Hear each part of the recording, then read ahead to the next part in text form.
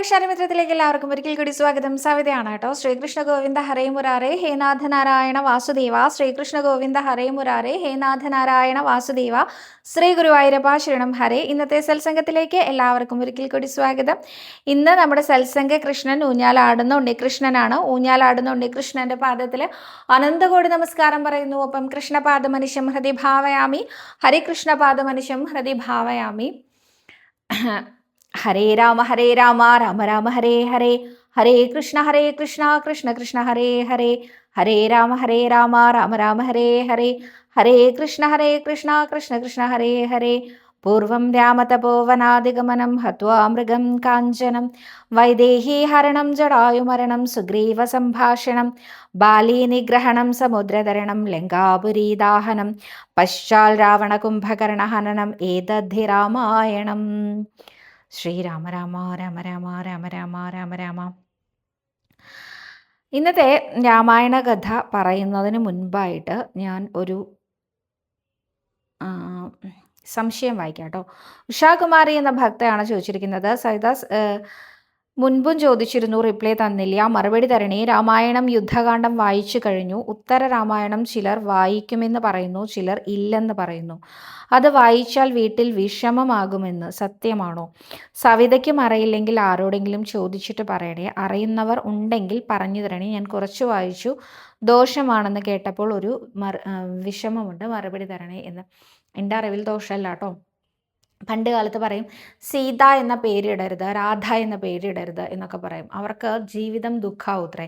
സീത എന്ന പേര് ഇട്ടാൽ ജീവിതം ദുഃഖമാവും എന്ന് കരുതുന്ന എത്ര പേരാണല്ലേ നമ്മുടെ ഇടയിൽ? എന്താ ഇങ്ങനെയൊക്കെ ചിന്തിക്കുന്നത്? പതിവ്രത രത്നമാണ് സീത. സീതയെ പോലെ ആവാൻ നമ്മളൊന്നും വിചാരിച്ച സാധ്യമല്ല അല്ലേ? സീതമ്മ ആരാ? സാക്ഷാൽ ലക്ഷ്മി ദേവിയുടെ അവതാരമാണ്. അത്രയധികം മനോബലമുള്ള സ്ത്രീരത്നമാണ്. അതുമാത്രമല്ല അത്രയധികം സ്വഭാവശുദ്ധിയുള്ളവളാണ് സീതാദേവി. സീതാദേവിക്ക് ശ്രീരാമദേവനിൽ നിന്ന് കുറച്ച് ബുദ്ധിമുട്ടുകളൊക്കെ അനുഭവിക്കേണ്ടി വന്നു. അതെന്തുകൊണ്ടാണ്? മനുഷ്യജന്മമാണ് എന്നുള്ളത് കൊണ്ട്. മനുഷ്യരായാൽ പലതരത്തിലുള്ള ബുദ്ധിമുട്ടുകൾ ഉണ്ടായിരിക്കും എന്നുള്ളത് അത് ഈശ്വരനും ബാധകമാണ്. ഈശ്വരൻ സമ്പൂർണ്ണ മനുഷ്യാവതാരാണ് രാമൻ എന്ന് പറയുന്നത്. അപ്പോൾ ഒരു മനുഷ്യൻ്റെ പരിമിതിക്കുള്ളിൽ നിന്ന് ചെയ്യാൻ കഴിയുന്നത് മാത്രമാണ് രാമനാണെങ്കിലും ചെയ്തിട്ടുള്ളൂ. അതുകൊണ്ടാണ് ആ ഒരു ബുദ്ധിമുട്ടുകളെയും കൂടി വരച്ച് കാണിച്ച് തന്നത്. ഒരിക്കലും നമ്മൾ എല്ലാവർക്കും ജീവിതമുണ്ട്, എല്ലാവർക്കും സുഖമുണ്ട് ദുഃഖമുണ്ട്, സമ്മിശ്രമാണ് ജീവിതം. സീത എന്നോ രാധ എന്നോ പേരിട്ടു എന്ന് കരുതിയിട്ട് ഒരാൾക്ക് ദുഃഖം ഉണ്ടാവുമെന്ന് ഞാൻ വിശ്വസിക്കുന്നില്ല. അതേപോലെ തന്നെ ഉത്തര രാമായണം എന്ന ഭാഗം വായിച്ചു എന്ന് കരുതി ഒരു വീട്ടിൽ ദുഃഖം വരും എന്ന് ഞാൻ ഒരിക്കലും കണക്കാക്കുന്നില്ല. ഉത്തര രാമായണം എന്നോ ഉത്തരകാന്ഡം എന്നോ ഒക്കെ അറിയപ്പെടുന്ന രാമായണത്തിൻ്റെ ഭാഗങ്ങളാണ് ഇന്ന് അനുസ്മരിക്കാനുള്ളത്. അതുകൊണ്ടാണ് ഞാൻ ഈ ചോദ്യം ആദ്യം തന്നെ എടുത്തത് കേട്ടോ. അപ്പോൾ ശ്രീരാമ പട്ടാഭിഷേകം കഴിഞ്ഞാണ് നമ്മൾ ഇന്നലെ കഥ അവസാനിപ്പിച്ചത്. അപ്പോൾ എൻ്റെ അഭിപ്രായം ഞാൻ പറഞ്ഞു കഴിഞ്ഞു. അതിൽ തെറ്റുണ്ടെന്ന് എനിക്ക് തോന്നുന്നില്ല, അതുകൊണ്ടൊരു ദോഷം വരും എന്നും തോന്നുന്നില്ല. എന്നാൽ ഇവിടെ വേറെയും കുറച്ച് കഥകളുണ്ട് പറയാൻ, അത് ഞാൻ ഇതിനോട് അനുബന്ധിച്ച് പറയാം. ഈ ഉത്തര രാമായണം അല്ലെങ്കിൽ രാമൻ്റെ സങ്കടകരമായ കാര്യങ്ങളൊന്നും ഉണ്ണികൃഷ്ണനെ കേൾക്കാൻ വലിയ താല്പര്യമില്ല കേട്ടോ. അദ്ദേഹത്തിന് സങ്കടം വരുത്രേ. നമ്മുടെ ഉണ്ണികൃഷ്ണൻ സന്തോഷത്തിൻ്റെ പ്രതീകമാണ്. അദ്ദേഹം എല്ലാവരിലേക്കും ഇങ്ങനെ പകർന്നു നൽകിക്കൊണ്ടിരിക്കുന്നത് സന്തോഷം തന്നെയാണ്. അതുകൊണ്ട് തന്നെ അദ്ദേഹത്തിന് ഈ ഉത്തര രാമായണം അല്ലെങ്കിൽ ഉത്തരകാന്ഡമൊക്കെ കേൾക്കുമ്പോൾ ഭയങ്കര സങ്കടം വരുന്നതാണ് ആചാര്യൻ അനുസ്മരിച്ച് കേട്ടിട്ടുള്ളത്. അപ്പോൾ അങ്ങനെ ഒരു കാര്യം അവിടെ ഉണ്ട്. ഇന്ന് കരുതി അദ്ദേഹം നമുക്ക് ദോഷം കൊണ്ടുവന്ന് തരുന്നൊരു അർത്ഥമില്ല കേട്ടോ. ഉണ്ണികൃഷ്ണന് സങ്കടാവുത്ര ഇത്തിരി, അതാണ് അങ്ങനെ പറയാറുള്ളത്. പണ്ട് ഇവിടെ രാമായണത്തിൽ അഗ്രഗണ്യനായ നിപുണനായിട്ടുള്ള ഒരു തമിഴ് ബ്രാഹ്മണൻ ഉണ്ടായിരുന്നു അത്രേ ഗുരുവായൂരിൽ. അദ്ദേഹം എപ്പോഴും രാമായണം വായിക്കുത്രേ. ഇതൊരു ഭംഗിയായിട്ട് അദ്ദേഹം രാമായണം വായിക്കാത്രേ. അദ്ദേഹത്തിൻ്റെ രാമായണം കേട്ടാൽ ലയിച്ചിരുന്നു പോകണം, അത്രയും ഭംഗിയായിട്ട് രാമായണം വായിക്കും. അപ്പോൾ ഭഗവാന് തോന്നിയിത്രേ ഇദ്ദേഹം ഭാഗവതം വായിച്ചാൽ എത്ര നന്നായിരിക്കും ഇല്ലേ? ഭാഗവത പ്രിയനാണ് ഉണ്ണികൃഷ്ണൻ അല്ലേ? ഭാഗവതം ഇദ്ദേഹത്തിൻ്റെ വായിൽ നിന്ന് കേൾക്കാൻ അദ്ദേഹത്തിനും ഒരു രസം തോന്നി. അദ്ദേഹം ഉടനെ പലരുടെ ഭാവത്തിലായിട്ട് പല തവണയായിട്ട് ശ്രീ ഗുരുവായൂരപ്പൻ്റെ ഈ ഗുരുവായൂർ ക്ഷേത്രത്തിൽ വെച്ച് 3 പ്രാവശ്യം 3 രൂപത്തിൽ 3 ഭാവത്തിൽ അദ്ദേഹത്തിനോട് പറഞ്ഞു അത്രേ, അങ്ങയുടെ രാമായണം വളരെ കേമാണ്. അങ്ങ് രാമായണം വായിക്കുന്നത് കേട്ടാൽ വളരെ രസകരമായിട്ട് അതിലിങ്ങനെ ലയിച്ചിരുന്നു പോകും. പക്ഷേ അങ്ങ് ഭാഗവതം വായിക്കണം എന്ന് തോന്നുന്നു. അങ്ങയുടെ ഈ ഒരു സ്വരമാധുര്യത്തിൽ അല്ലെങ്കിൽ ഈ എന്താ പറയുക സ്വരശുദ്ധിയിൽ ആ ഭാഗവതം കേട്ടാൽ കൊള്ളാം എന്നൊരാഗ്രഹമുണ്ട്. ഭാഗവതം ഒന്ന് ചൊല്ലിക്കോളൂ. ഇത് ഗുരുവായൂരപ്പൻ്റെ നടയാണല്ലോ. അപ്പോൾ ഭാഗവതം വായിച്ചൂടെ? ഭാഗവത പാരായണം ചെയ്തൂടെ എന്ന് ചോദിച്ചു. അദ്ദേഹം മുഖത്തടിച്ച പോലെ പറഞ്ഞു, ഞാൻ ഭാഗവതം വായിക്കില്ല, ഞാൻ രാമായണം വായിക്കാനാണ് ഉദ്ദേശിക്കണേ എന്ന്. അത് കഴിഞ്ഞ് അദ്ദേഹം പ്രദക്ഷിണമായിട്ട് പടിഞ്ഞാറേ ഗോപുരത്തിൻ്റെ അവിടെ എത്തുമ്പോൾ വേറൊരാൾ, അദ്ദേഹത്തിന് പരിചിതമായിട്ടുള്ള ഒരാൾ ഓപ്പോസിറ്റായിട്ട് ഇങ്ങനെ വന്നിട്ട് പറഞ്ഞു, ഗംഭീരമായിട്ടുണ്ട് രാമായണം പാരായണം, പക്ഷേ ഭാഗവതം വായിക്കണം കേട്ടോ, ഇത് ഗുരുവായൂർ ക്ഷേത്രമല്ലേ, ഗുരുവായൂരപ്പനല്ലേ, ഇവിടെ ഭാഗവത പ്രിയനാണ് ഗുരുവായൂരപ്പൻ എന്നറിയില്ലേ, ഭാഗവതം വായിച്ചോളൂ എന്ന്. അപ്പോൾ അദ്ദേഹം പറഞ്ഞു, എനിക്ക് ഭാഗവതമല്ല, എനിക്ക് രാമായണമാണ് ഇഷ്ടം, ഞാൻ രാമായണേ വായിക്കുള്ളൂ എന്ന് പറഞ്ഞു.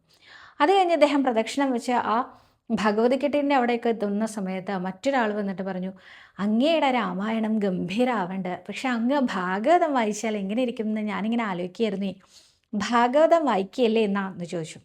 അദ്ദേഹം പറഞ്ഞു, രാമായണം കേൾക്കാൻ പറ്റുന്ന ഒരു കേട്ടാൽ മതി, എനിക്കിപ്പോൾ ഭാഗവതം വായിക്കാൻ വയ്യ എന്ന്.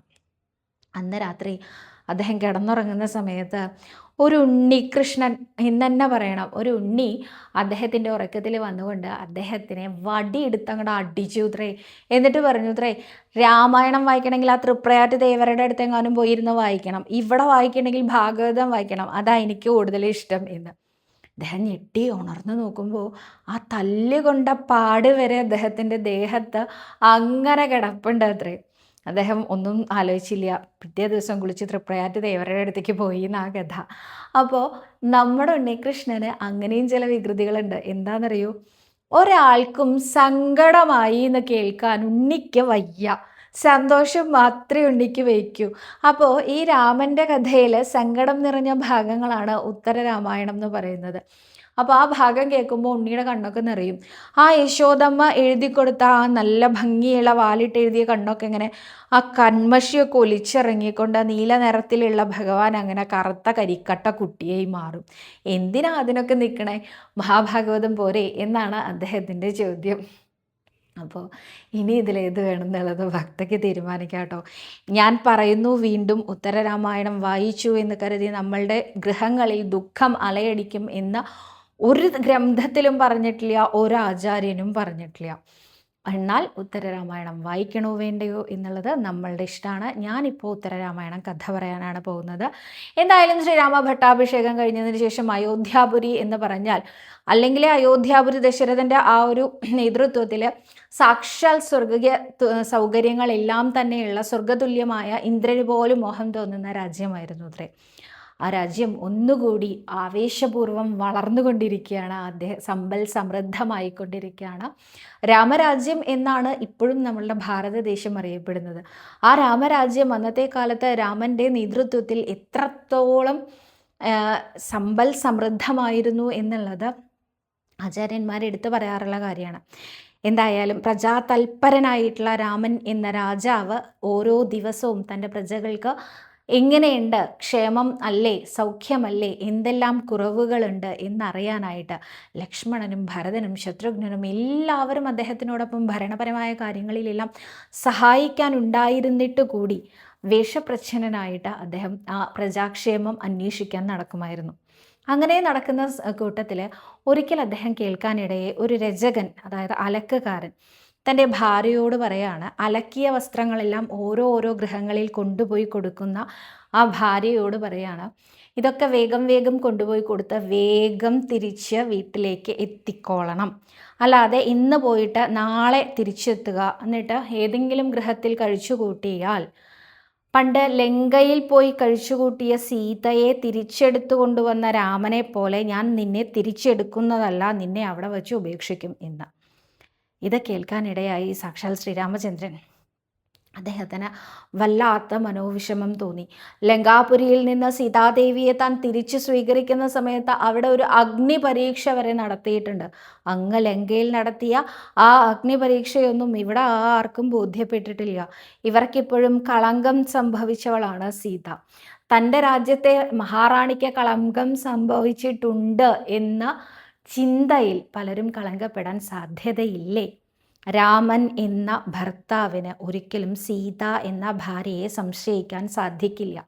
എന്നാൽ രാമൻ എന്ന രാജാവിന് പ്രജകളുടെ ക്ഷേമത്തിനായിട്ട് സീത എന്ന റാണിയെ ഉപേക്ഷിച്ചേ തീരൂ എന്ന തീരുമാനത്തിലേക്ക്, വളരെ കടുത്ത തീരുമാനത്തിലേക്ക് അദ്ദേഹം എത്തുകയാണ്.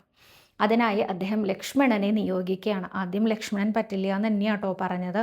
വളരെയധികം ആർഗ്യുമെൻറ്റ്സ്, ഡിബേറ്റ്സ് പോലെയൊക്കെ അവിടെ നടക്കുകയുണ്ടായി. പക്ഷേ അവസാനം ശ്രീരാമചന്ദ്രൻ പറഞ്ഞു, രാമൻ എന്ന ജ്യേഷ്ഠ സഹോദരൻ ലക്ഷ്മണൻ എന്ന അനിയനോടല്ല പറയുന്നത്, ശ്രീരാമചന്ദ്രൻ എന്ന അയോധ്യയിലെ രാജാവ് ലക്ഷ്മണൻ എന്ന പ്രജയോടാണ് ആജ്ഞാപിക്കുന്നത്, സീതാദേവിയെ നാളെ കാട്ടിൽ ഉപേക്ഷിച്ചോളൂ എന്ന്. ഇത് കേട്ട സമയത്ത് ലക്ഷ്മണന് മറ്റൊരു നിവർത്തി മാർഗവും ഇല്ലാതെ അദ്ദേഹം സീതാദേവിയെ വാത്മീകിയുടെ ആശ്രമ പരിസരത്ത് ഉപേക്ഷിക്കുകയാണ്. നിറഗർഭിണിയായിരുന്ന ആ സീതാദേവിയെ കാട്ടിൽ ഉപേക്ഷിക്കുന്ന ഈ ഭാഗം മേൽപ്പത്തൂർ ഉണ്ണിയായ ശ്രീ ഗുരുവായൂരപ്പനോട് പറയുന്ന ഒരു രംഗമുണ്ട്. മൈഥില്യാം പാപവാച ശിവശിവ കിലതാം ഗർഭിണിയും അഭ്യഹാസി എന്നാണ്. ശിവശിവ, എന്താ അത് കഥ? ഈ ഗർഭിണിയായ സീതാദേവിയെ കാട്ടിൽ ഉപേക്ഷിക്കുകയോ എന്ന് ഉണ്ണികൃഷ്ണൻ വിട്ടുകൊടുത്തില്ല. ഉണ്ണികൃഷ്ണൻ പറഞ്ഞു, ഏതോ ഒരു രാമൻ ഏതോ ഒരു സീതയെ ഏതോ ഒരു കാട്ടിൽ ഉപേക്ഷിച്ചതിന് അങ്ങ് ഇവിടെ വന്ന് എന്നോട് പറഞ്ഞിട്ട് എന്താ കാര്യം എന്ന്. മേൽപ്പത്തൂർ ഒട്ടും വിട്ടുകൊടുത്തില്ല. മേൽപ്പത്തൂർ പറഞ്ഞു, അങ്ങനെയാണ് അല്ലേ? അപ്പോൾ ഇന്നലെ ഞാൻ കുറച്ച് ഭാഗങ്ങളൊക്കെ ഈ രാമായണത്തിൻ്റെ പറഞ്ഞു തരുന്നുണ്ടായില്ലോ ഉണ്ണികൃഷ്ണനോട്. ആ സമയത്ത് സീതാദേവിയുടെ ചൂടാരത്നം, മൗലിരത്നം ഞാൻ ഹനുമാൻ സ്വാമി കൊണ്ടുവന്ന് ശ്രീരാമനെ ഏൽപ്പിച്ചു എന്ന് പറയുന്ന ഭാഗമുണ്ട്. മൗലിരത്നം ദദൗച എന്നെഴുതി. ആ സമയത്ത് അങ്ങ് പറഞ്ഞു, എന്താ അവിടെ ഒരു ച, ദദൗച എന്ന് എന്താണ് എന്ന് ചോദിച്ചപ്പോൾ പറഞ്ഞു, അത് ആ വൃത്തം ശരിയാക്കാൻ വേണ്ടിയിട്ടാണ് അവിടെ അങ്ങനെ ഒരു അക്ഷരം ചേർത്തതെന്ന്. അതിന് അങ്ങനൊരു ആവശ്യമില്ലാത്ത അക്ഷരമല്ലല്ലോ ചേർക്കേണ്ടത്. മൗലിരത്നം ദദൗതേ എന്ന് പറഞ്ഞ് അദ്ദേഹം കൈ നീട്ടിയെന്ന്. അതായത് എനിക്ക് തന്നു എന്ന് പറഞ്ഞാൽ പോരെ, ഞാനല്ല എങ്ങയുടെ മുമ്പിലിരിക്കണേ, എനിക്ക് തന്നു ചൂടാരത്നം എന്ന് പറഞ്ഞാൽ പോരെ എന്ന് ചോദിച്ചു. ഇത് കേട്ടപ്പോൾ മേൽപ്പത്തൂരിനും തോന്നി, ശരിയാണല്ലോ, ഭഗവാന്റെ പാദത്തിൽ അർപ്പിച്ചു, അല്ലെങ്കിൽ ഭഗവാനല്ലേ മുന്നിലിരിക്കുന്നത്, അങ്ങേക്ക് കൊണ്ടുവന്ന് തന്നു എന്ന് പറഞ്ഞാൽ പോരെ എന്ന്. അങ്ങനെ അവിടെ മൗലിരത്നം ദദൗതേ എന്നാക്കിയ ഞാൻ ഇന്നിപ്പോൾ ഭഗവാനെ അങ്ങയോട് ആ സീതാദേവിയെ ഉപേക്ഷിച്ചു എന്ന് പറഞ്ഞപ്പോൾ ഏതോ രാമനായോ എന്ന് ചോദിച്ചു. ചൂടാരത്നം വാങ്ങിയ ഉണ്ണികൃഷ്ണന് ഈ കാട്ടിൽ ഉപേക്ഷിക്കാനും സാധിക്കും തന്നെയാണ് എനിക്ക് തോന്നുന്നത് തന്നെയാണ് മേൽപ്പത്തൂർ പറഞ്ഞത്. ഇത് കേട്ടപ്പോൾ ഉണ്ണികൃഷ്ണന് ഇനി പറയേണ്ടിയിരുന്നില്ല എന്നായി. ഉണ്ണികൃഷ്ണൻ പറഞ്ഞു, എന്താന്ന് ശരിയാട്ടോ, എൻ്റെ കീഴ്ശാന്തിക്കാർക്കൊക്കെ കുറേശ്ശെ മടി പിടിച്ചിരിക്കണോ എന്ന് തോന്നുന്നു, അവരൊക്കെ കുറച്ച് സാവധാനപ്രിയരായോ എന്ന് സംശയം. പാൽപ്പായസമായിട്ടില്ല, ഉണ്ണിക്ക് വിശക്കുണ്ട്, ഉച്ചപൂജയ്ക്ക് നേദ്യം പറഞ്ഞിട്ടില്ല, പറഞ്ഞാലല്ലേ കഴിക്കാറാവുള്ളൂ, ഞാനൊന്ന് പോയി നോക്കിയിട്ട് വരാം എന്ന ഭാവത്തിൽ ഉണ്ണികൃഷ്ണൻ പതുക്കെ അവിടുന്ന് ആ പാൽപ്പായസം വെക്കുന്ന കീഴ്ശാന്തിയുടെ അടുത്തേക്ക് ഓടിപ്പോയി എന്ന് പറയാറുണ്ട് ആചാര്യൻ. അപ്പോൾ ഉണ്ണികൃഷ്ണന് ഈ സങ്കടകരമായിട്ടുള്ള കാര്യങ്ങൾ കേൾക്കാൻ അത്ര വലിയ രസമൊന്നുമില്ല കേട്ടോ. എന്തായാലും വാത്മീകിയുടെ ആശ്രമത്തിൽ വെച്ച് ലവകുശന്മാർക്ക് ജന്മം നൽകി സീതാദേവി അവരെ വാത്മീകി എല്ലാവിധ അസ്ത്രശസ്ത്ര വിദ്യകളും പഠിപ്പിച്ചു. ഒപ്പം രാമായണം കഥ പാടാനും പഠിപ്പിച്ചു. ആ സമയത്ത് ശ്രീരാമദേവന് ഒരു അശ്വമേധയാഗം നടത്താൻ ഇടയായി. അശ്വമേധയാഗത്തിൻ്റെ യാഗാശ്വങ്ങളെ ലവകുശന്മാർ പിടിച്ചു കെട്ടി അവരെ അന്വേഷിച്ചു കൊണ്ടുവന്ന് ശ്രീരാമചന്ദ്രൻ്റെ മുൻപിൽ രാമചരിതം പാടി ലവകുശന്മാർ അവർ തൻ്റെ തന്നെ പുത്രന്മാരാണ് എന്ന് മനസ്സിലാക്കിയ ശ്രീരാമചന്ദ്രൻ സീതാദേവിയെ തിരിച്ചു വിളിക്കാൻ വാത്മീകിയുടെ ആശ്രമത്തിൽ എത്തിയ സമയത്ത് തിരിച്ച് രാമചന്ദ്രനോടൊപ്പം അയോധ്യാപുരിയിലേക്ക് പോകുന്നതിന് പകരം തൻ്റെ സകല പവിത്രതയും തെളിയിച്ചുകൊണ്ട് ഭൂമി മാതാവിൻ്റെ മടിയിലേക്ക് താഴ്ന്നുപോയി സീതാദേവി. അതിനുശേഷം ലവകുശന്മാരെ പട്ടാഭിഷേകം ചെയ്തു. ലക്ഷ്മണനെ പല കാരണങ്ങളാൽ അദ്ദേഹത്തിന് ഒഴിവാക്കേണ്ടതായിട്ടും വന്നു. ഇതേപോലെ തന്നെ എല്ലാം കഴിഞ്ഞ് അവസാനം തൻ്റെ ഈ ഒരു അവതാരത്തിൻ്റെ ലക്ഷ്യം മുഴുവൻ പൂർത്തീകരിക്കപ്പെട്ടു എന്ന് മനസ്സിലാക്കിയ ശ്രീരാമദേവൻ എല്ലാവരോടും ചേർന്ന് സരയൂ നദിയിൽ ഇറങ്ങി മുങ്ങി അങ്ങേ ലോകത്തേക്ക് പോയി എന്നാണ് ആ ഒരു രാമൻ്റെ ചരിത്രം മുഴുവനായിട്ടും പറയുകയാണെങ്കിൽ പറയേണ്ടത്. എന്നാൽ ഇതിൽ വാത്മീകി മഹർഷി ഒരു കാര്യം അദ്ദേഹത്തിനോട് പറയുന്നുണ്ട്. വാത്മീകി മഹർഷിയോട് സരയൂ നദിയിൽ അങ്ങ് കൂടി വന്ന് മുങ്ങൂ എന്ന് പറഞ്ഞ സമയത്ത് അദ്ദേഹം പറഞ്ഞു, എനിക്ക് പറ്റില്ല. എന്താ കാരണം? എനിക്ക് എൻ്റെ ശ്രീരാമദേവനും സീതാദേവിയും ഇവിടെ ഈ ധാമത്തിൽ ഈ ഭൂമിയിൽ ഒന്നിച്ച് ജീവിക്കുന്നത് കാണണം, അത് കണ്ടാലേ എനിക്ക് സന്തോഷമാവുള്ളൂ എന്ന് പറഞ്ഞ് വാത്മീകിയോട് പറഞ്ഞു, ശ്രീകൃഷ്ണനായി വരാം, രുക്മിണിയായി വരും എന്ന്. ആ സമയത്ത് ശ്രീകൃഷ്ണനും രുക്മിണിയും തമ്മിലുള്ള സന്ദേശം ആ ഒരു രുക്മിണിയുടെ സന്ദേശം ശ്രീകൃഷ്ണന് എത്തിച്ചു കൊടുത്ത ബ്രാഹ്മണൻ സാക്ഷാൽ വാൽമീകിയായിരുന്നു എന്നുകൂടി ആചാര്യൻ അനുസ്മരിക്കാറുണ്ട് കേട്ടോ. അപ്പോൾ രുക്മിണി കൃഷ്ണന്മാർക്ക് നമസ്കരിച്ചുകൊണ്ട് നമുക്ക് ഈ ഒരു ഭാഗം ഇവിടെ അവസാനിപ്പിക്കാം. രാമകഥകളെല്ലാം ശ്രീരാമചന്ദ്രൻ്റെ പാദത്തിൽ ഞാൻ ഇതാ സമർപ്പിക്കുന്നു. എന്ത് തെറ്റുണ്ടെങ്കിലും ശ്രീരാമചന്ദ്ര, ഉണ്ണികൃഷ്ണ, എന്നോട് ക്ഷമിക്കണേ എന്ന് പ്രാർത്ഥിച്ചുകൊണ്ട് ഇതിലെ എല്ലാ നല്ല വശങ്ങളും എൻ്റെ ആചാര്യൻ്റെ പാദത്തിലും സമർപ്പിച്ചുകൊണ്ട് ഇന്നത്തെ ഈ ഒരു എപ്പിസോഡോടുകൂടി നമ്മുടെ ഈ രാമായണം കഥ ഇവിടെ അവസാനിപ്പിക്കുകയാണ്. അടുത്ത ദിവസം നമുക്ക് മറ്റെന്തെങ്കിലുമൊക്കെ കഥകളുമായിട്ട് വരാം അല്ലേ. അപ്പോൾ ഇന്നത്തെ ചോദ്യങ്ങൾ നോക്കാം അല്ലേ. ചേച്ചി, നമുക്ക് ഈ ജന്മം മോക്ഷം കിട്ടുമോ എന്ന് എങ്ങനെയാണ് അറിയാൻ സാധിക്കുക? മോക്ഷം കിട്ടാൻ ഒരുപാട് പുണ്യം ചെയ്യണോ? ഇനിയൊരു ജന്മം കിട്ടാതിരിക്കാൻ ഭഗവാനിൽ ലയിക്കണം എന്നുണ്ട് എനിക്ക്. ശ്വേത എന്ന ഭക്തയാണ് പറഞ്ഞിരിക്കുന്നത്. തീർച്ചയായിട്ടും എല്ലാവരും ആഗ്രഹിക്കുന്ന അല്ലെങ്കിൽ ആലോചിക്കേണ്ട ഒരു കാര്യമാണ്. നമ്മളാരും ആലോചിക്കാറില്ല അല്ലേ, നമ്മളാരും ആഗ്രഹിക്കാറുമില്ല. 4 തരത്തിലുള്ള പുരുഷാർത്ഥങ്ങളാണുള്ളത്. അർത്ഥം, കാമം, ധർമ്മം, മോക്ഷം എന്ന 4 തരത്തിലുള്ള പുരുഷാർത്ഥങ്ങളാണുള്ളത്. ഇതിൽ നമ്മൾ അർത്ഥവും കാമവും ഒക്കെ ധാരാളമായിട്ട് പറയാറുണ്ട്. നമുക്ക് ധാരാളം ധനം ഉണ്ടാവണേ, അതിനനുസരിച്ച് കുറേ മോഹങ്ങളും പറയാറുണ്ട് അല്ലേ.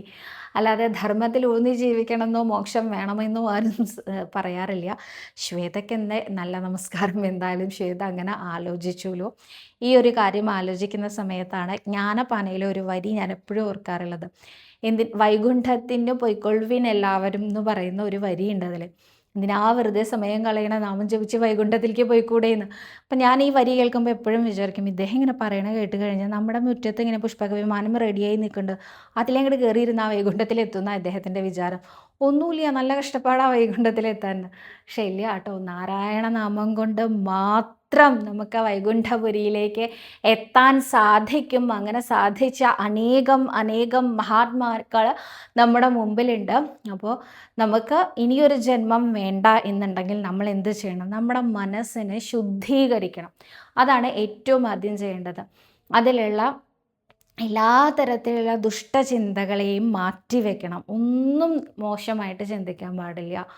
വേറൊരാളെ കാണുമ്പോൾ നമുക്ക് തോന്നുന്ന എല്ലാ ചീത്ത വിചാരങ്ങളും നമ്മൾ മാറ്റിവെക്കുക. ഇയാളെന്താ അങ്ങനെ, അയാളെന്താ ഇങ്ങനെ, ഇയാൾക്ക് ഇത്ര പൈസയുണ്ടോ, ഇയാൾക്ക് ഇത്ര സൗന്ദര്യമുണ്ടോ, അയാൾക്ക് ഇത്ര മുടിയുണ്ടോ, ഇയാൾക്ക് ഇത്ര നല്ല ഭംഗിയുണ്ടോ, ഇതൊന്നുമല്ലാതെ എല്ലാവരിലും നമുക്ക് ഈശ്വര സാന്നിധ്യം കാണാൻ സാധിക്കണം. എളുപ്പമല്ല, നമുക്ക് നാമം ജപിക്കാം. എളുപ്പമാക്കി തീർക്കാൻ നമുക്ക് നാമം ജപിക്കാം. അതിനുശേഷം നോക്കൂ, ഭൂമി, സ്വർഗം, അതുപോലെ തന്നെ നരകം എന്നുള്ള ആ പ്രദേശങ്ങളൊക്കെ നമുക്ക് സ്ഥിരമായിട്ടുള്ളതല്ല കേട്ടോ, നമുക്ക് ശാശ്വതമല്ല. ഇവിടെയൊക്കെ വന്നാൽ നമ്മൾ നമ്മുടെ കർമ്മത്തിനനുസരിച്ചാണ്. ഭൂമിയാണ് നമുക്ക് കർമ്മം ചെയ്യാനുള്ള സ്ഥലം. ഇവിടെ സൽക്കർമ്മങ്ങൾ ചെയ്യുകയും ഭഗവാനെ വിളിക്കുകയും ചെയ്താൽ നമുക്ക് ഇവിടുന്ന് നേരെ വൈകുണ്ഠത്തിലേക്ക് പോകാം. എന്നാൽ ഇവിടെ വന്ന് സൽക്കർമ്മം ചെയ്യുക മാത്രമേ ഉള്ളൂ, ഈശ്വരവിശ്വാസമൊന്നുമില്ല. സൽക്കർമ്മമൊക്കെ ചെയ്തു നേരെ നമുക്ക് സ്വർഗത്തിലേക്ക് പോകാം. സ്വർഗത്തിലെത്തിയാലോ ആ ഒരു സ്വർഗീയ സുഖങ്ങൾ അനുഭവിച്ചു കഴിഞ്ഞാൽ, നമ്മളുടെ കർമ്മത്തിൻ്റെ ഫലം അവിടെ അനുഭവിച്ചു കഴിഞ്ഞാൽ വീണ്ടും നമ്മൾ കർമ്മം ചെയ്യാൻ ഭൂമിയിലേക്ക് വരണം. അതിനുശേഷം നമ്മൾ നരകത്തിലാണ് പോണത്. ഇപ്പോൾ ഇവിടെ ഒന്ന് ദുഷ്ടകർമ്മങ്ങൾ മാത്രമേ ചെയ്തിട്ടുള്ളൂ, ഭഗവാനെ വിളിച്ചില്ല, ഒന്നും ചെയ്തില്ല എങ്കിൽ നമ്മൾ എന്താ ഉണ്ടാവുക?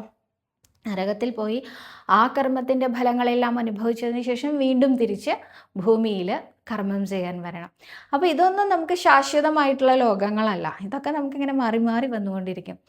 എൻട്രൻസ് മാത്രമുള്ള ലോകമാണ് വൈകുണ്ഠ ലോകം. അവിടെ എക്സിറ്റ് ഇല്ല. ഒരിക്കൽ പോയി കഴിഞ്ഞാൽ നമ്മൾ അവിടുത്തെയായി. പിന്നെ നമുക്ക് അവിടുന്ന് മാറ്റം വരേണ്ട ആവശ്യമില്ല.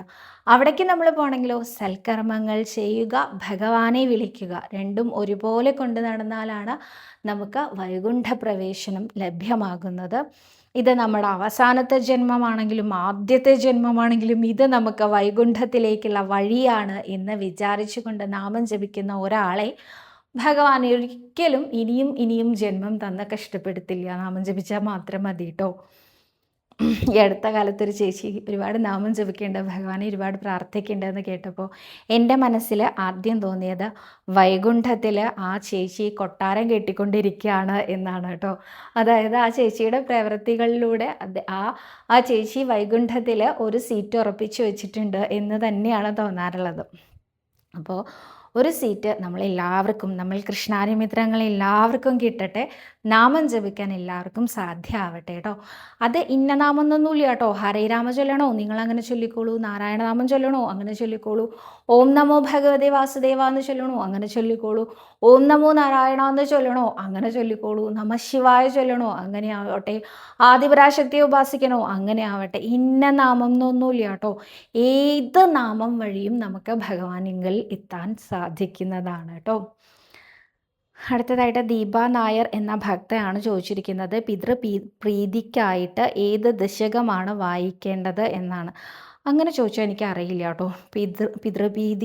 പ്രീതിക്കായിട്ട് എന്താണ് ചെയ്യേണ്ടത് ചോദിച്ചാൽ ഞാൻ കുഴങ്ങിപ്പോവും, എനിക്ക് അറിഞ്ഞുകൂടാ. പക്ഷെ എനിക്ക് പെട്ടെന്ന് ഇപ്പോൾ ഓർമ്മ വരുന്ന ദശകം എന്ന് പറഞ്ഞാൽ അജാമിളൻ്റെ ദശകം വായിച്ചോളൂ എന്ന് പറയാനാണ് എനിക്ക് തോന്നുന്നത്. അജാമിളൻ്റെ ദശകത്തിൽ അജാമിളൻ നാമം ജപിച്ച് അതായത് അദ്ദേഹത്തിൻ്റെ കുറേ ദുഷ്പ്രവർത്തിക്ക് ശേഷം അദ്ദേഹം നാമം ജപിച്ചിട്ട് ശ്രീ ഗുരുവായൂരപ്പൻ്റെ പാദത്തിൽ അഭയം പ്രാപിച്ച സമയത്ത് അവിടെ വൈകുണ്ഠലോകത്തിൽ അദ്ദേഹത്തിൻ്റെ പിതൃക്കൾ എല്ലാവരും ഉണ്ടായിരുന്നു എന്ന് പറഞ്ഞു കേട്ടിട്ടുണ്ട്. അപ്പോൾ ആ ഒരു ഭാഗ്യം കിട്ടാൻ അല്ലെങ്കിൽ പ്രീതിക്കായിട്ട് 22ാമത്തെ ദശകം അജാമിളോപാഖ്യാനം ചൊല്ലുന്നത് നന്നായിരിക്കുന്നു തോന്നുന്നു കേട്ടോ. അടുത്തതായിട്ട് ചേച്ചി, പാലഭിഷേകം വഴിപാട് ഓൺലൈനായിട്ട് ബുക്ക് ചെയ്യാൻ ഓപ്ഷൻ കാണുന്നില്ല, എന്താണെന്ന് അറിയുമോ? അത് അവിടെ വന്ന ശേഷം മാത്രമേ ബുക്ക് ചെയ്യാൻ കഴിയുള്ളൂ. 18-ാം തീയതി വരണം എന്ന് കരുതുന്നുണ്ട്. അന്ന് ബുക്ക് ചെയ്താൽ പ്രസാദം കിട്ടുമോ? ഇല്ല, പാലഭിഷേകം നമുക്ക് ഒന്നിച്ച് 15 ദിവസത്തിനേ ബുക്ക് ചെയ്യാൻ പറ്റുള്ളൂ. ഈ ഒന്നിച്ച് 15 ദിവസത്തിന് നമ്മൾ ബുക്ക് ചെയ്യണം എന്നുണ്ടെങ്കിൽ നമ്മളിത് മുൻകൂട്ടി ബുക്ക് ചെയ്യാന്നാണല്ലോ പറയുക. അഡ്വാൻസ് ബുക്കിംഗ് കൗണ്ടറിൽ മാത്രമേ ചെയ്യാൻ പറ്റുള്ളൂ. അപ്പോൾ അവർ മറ്റന്നാളത്തെ ഡേറ്റ് ഇട്ടിട്ടേ തരുള്ളൂ. മറ്റന്നാൾ പാലഭിഷേകം തുടങ്ങിയിട്ട് 15 ദിവസത്തിന് അങ്ങനെ പറയുള്ളൂ. അപ്പം അന്ന് ഷീട്ടാക്കി അന്ന് തന്നെ വാങ്ങാൻ കിട്ടില്ല. അത് ഓൺലൈനിൽ കിട്ടാത്തത് എന്തുകൊണ്ടാണെന്ന് എനിക്കറിയില്ല. ഓൺലൈനിൽ ശരിക്കും ഷീട്ടാക്കാൻ പറ്റുന്നതാണല്ലോ. ഒന്നുകൂടി ശ്രമിച്ചു നോക്കൂ കേട്ടോ, ഏത് ഡേറ്റിനാണ് കിട്ടുക നോക്കൂ. അടുത്തതായിട്ട് പ്രീണ എന്ന ഭക്തയാണ് ചോദിച്ചിരിക്കുന്നത്, സവിത, എൻ്റെ മോൻ വളരെ മെലിഞ്ഞാണ് ഇരിക്കുന്നത്, തടി വയ്ക്കുന്നില്ല, അവൻ്റെ ശരീരം കുറച്ച് നന്നാവാൻ ഗുരുവായൂരപ്പന് എന്ത് വഴിപാട് ചെയ്യാൻ പറ്റും? അങ്ങനെയൊന്നും വിചാരിക്കരുത്. തടിച്ചിട്ട് മെലിഞ്ഞിട്ട്, തടിച്ച് ഓരോരുത്തർക്കും മെലിയണം എന്ന് ആഗ്രഹം ഉണ്ടാവും കേട്ടോ. അപ്പോൾ നമ്മളങ്ങനെ ശരീരത്തിന് ആരോഗ്യം ഉണ്ടാവണം എന്ന് മാത്രം വിചാരിച്ചാൽ പോരെ. എന്തിനാ തടി മെലിഞ്ഞ്? പക്ഷേ എന്നാലും അമ്മമാരല്ലേ മോഹിക്കും, ഞാനും മോഹിക്കാറുണ്ട്. അപ്പോൾ അങ്ങനെ മോഹം തോന്നുന്നുണ്ട് വല്ലാണ്ട് എന്ന് വെച്ചാൽ ഗുരുവായൂരപ്പനെ മനസ്സിലിഷ്ടമുള്ള എന്ത് വഴിപാടും ചെയ്തോളൂ. മത്തങ്ങ വാങ്ങി സമർപ്പിച്ചോളൂ കേട്ടോ, നല്ല ഗുണ്ടുമായിട്ടല്ലേ മത്തങ്ങ ഇരിക്കണേ. അല്ലെങ്കിൽ ആപ്പിൾ വാങ്ങി സമർപ്പിച്ചോളൂ. അതൊക്കെ എന്താ വേണ്ടതെന്നുള്ളത് നിങ്ങളുടെ അഭിപ്രായത്തിനനുസരിച്ച് കേട്ടോ. ഇങ്ങനെയൊന്നും വഴിപാട് പരമ്പരാഗതമായിട്ട് ഗുരുവായൂർ ക്ഷേത്രത്തിൽ ഇല്ല. പക്ഷെ എത്രയോ പേര് ഓരോന്നിനും ഓരോന്ന് കൊണ്ടുവയ്ക്കാറുണ്ട് കേട്ടോ.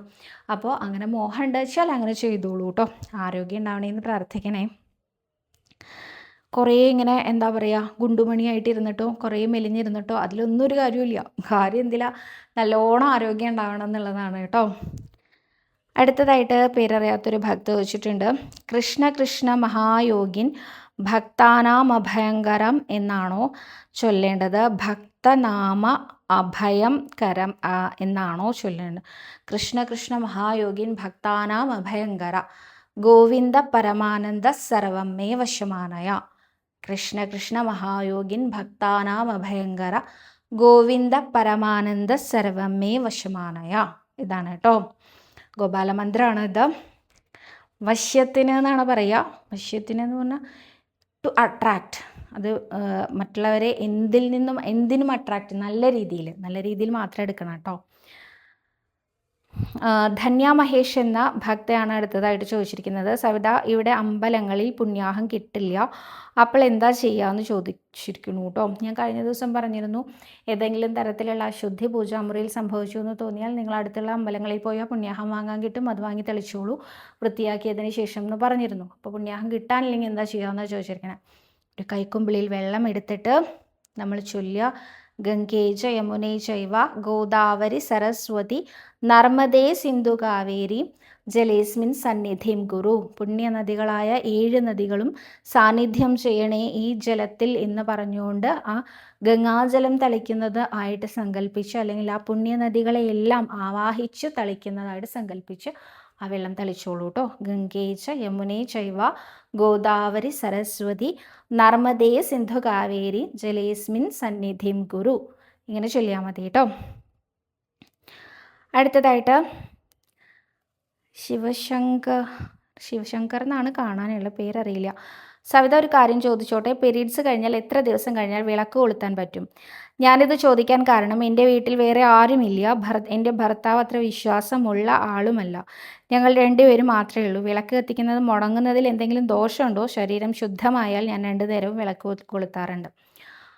നോക്കൂ, പീരീഡ്സ് ഒരു അശുദ്ധിയായിട്ട് നമ്മൾ മാറ്റി നിർത്തപ്പെടേണ്ട ഒരു കാര്യമല്ല. അതുകൊണ്ട് തന്നെ അതായത് വിളക്ക് കൊളുത്തുന്നത് മുടങ്ങിപ്പോയി എന്നുള്ള ഒരു ദോഷം സംഭവിക്കുന്ന കാര്യമല്ല കേട്ടോ. ദോഷം വരെ എങ്ങനെയാണെന്ന് പറഞ്ഞാൽ നമുക്കറിയാം വിളക്ക് കൊളുത്തണം, പക്ഷെ നമ്മൾ കൊളുത്തില്ല.